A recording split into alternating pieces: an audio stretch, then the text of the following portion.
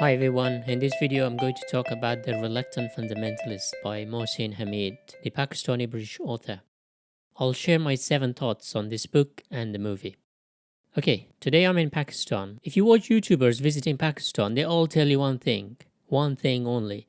Everything is free in Pakistan. Literally, nobody pays for food in this country. Books? Well, that's a different story. I went to a bookstore and grabbed a copy of The Reluctant Fundamentalist and walked away thinking it was free. You know what happened? About 10 people in plain clothes started following me. Oops. Pakistan as a country is very young, younger than your grandpa, and the name means the land of the pure or the clean in Persian. When you visit the country, you hear people shouting Pakistan Zindabad, long live Pakistan quite a lot.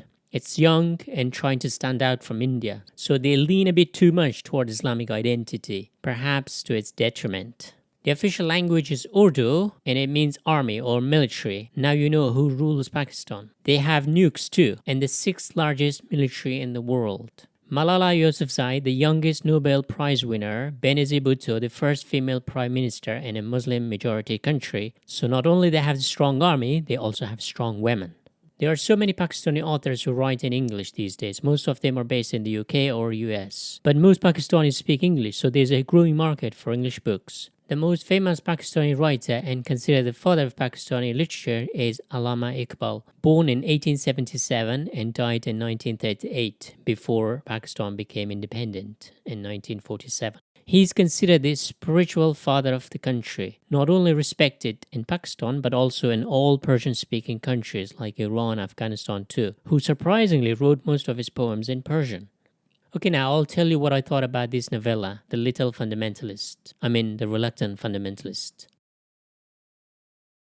A young Pakistani man, Changez, has achieved the American dream in New York, but seen from an Islamic fundamentalist perspective, thinks it's a nightmare. He wakes up from his New York corporate job to find himself in Lahore, Pakistan, lecturing young Muslims. And in this book, he snatches the microphone to lecture America in a Shakespearean monologue. In his attempt to turn the table, he's giving no voice to American guy who he's talking to, and he narrates a whole book in a cafe in Lahore without a single dialogue.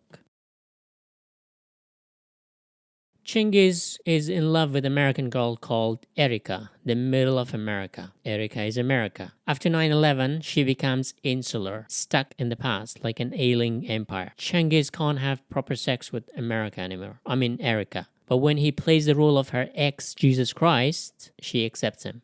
Chris. But at the end, she leaves him. He's emotionally wounded, so fundamentalism seems the perfect place to bake his sorrows. With the help of a South American guy, he discovers his fundamentalist core or past, the Islamic past, the Ottoman Empire, the medieval Islamic Golden Age. So he decides he doesn't want to help the American Empire by playing capitalism anymore.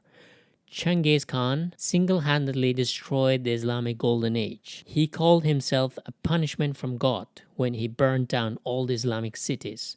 Irony? Maybe.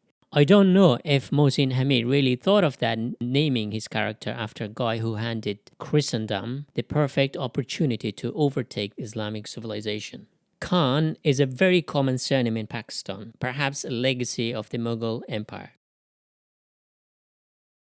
Changez works for a US firm that evaluates companies ready for takeover, ruining things for the small guys in favor of the big guys. So he leaves his market fundamentalism for a religious fundamentalism. Market fundamentalism screws up the poor and destroys the environment. Bearded fundamentalism? Well, it hates America, but actually kills most of their neighbors, other fellow Muslims.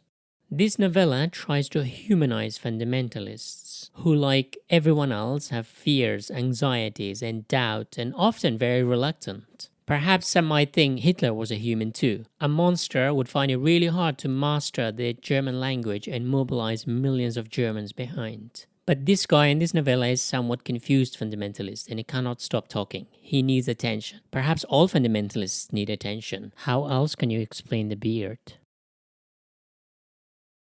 Erica is stuck with the memory of her dead ex, Chris. America with her great past. Changez with Islamic past. None of them are in the present. They are all in their head. The failure of Muslim, the heart of their pride as they are left behind in capitalism. He finds himself smiling at the Twin Towers collapsing, saying it was a payback for the American weapons killing millions. We see a world divided into nations, religions, and tribes, and the good guys and the bad guys. Our sympathy follows those lines. For example, the drone attacks by the Obama government is shown on TV like footage from a video game, often without realizing that there was a person who got annihilated.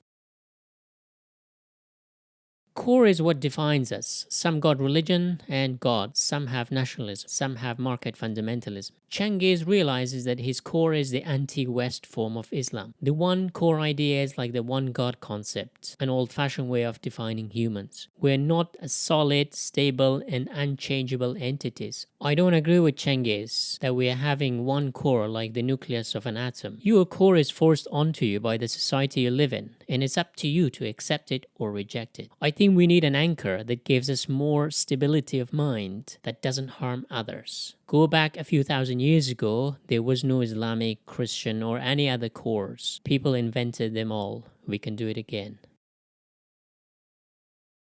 This novel is very easy and enjoyable to read. I think that's what novels should do. Make the reader care about the story. There's a feel of thriller too. At the end we don't know what happens. It's suspenseful. The romance is pretty mediocre and the transformation is too sudden. It reminded me of Norwegian Wood by Murakami. Fragile Girl, The Ex and all. There's a feel of a kidnap too. So if anyone out there want to kidnap me, please prepare some interesting stories to tell me.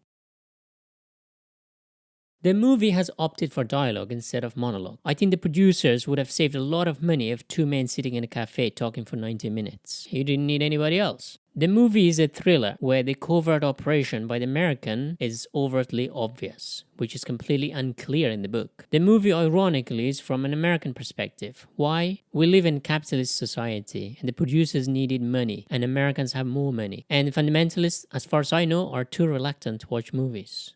In the movie, Erika changes job from a writer to a photographer, taking exotic photos of Changez and exhibiting them in New York with lots of champagne. In the same way, Steve McCurry exploited the Afghan refugee girl. You know, the one with the eyes?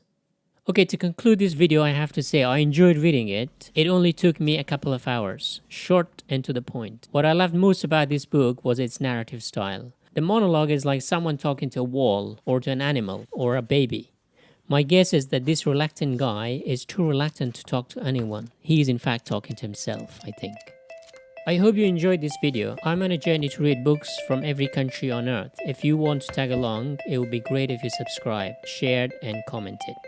Also, please suggest a book from your country. I would love to hear your thoughts on this book. Thank you.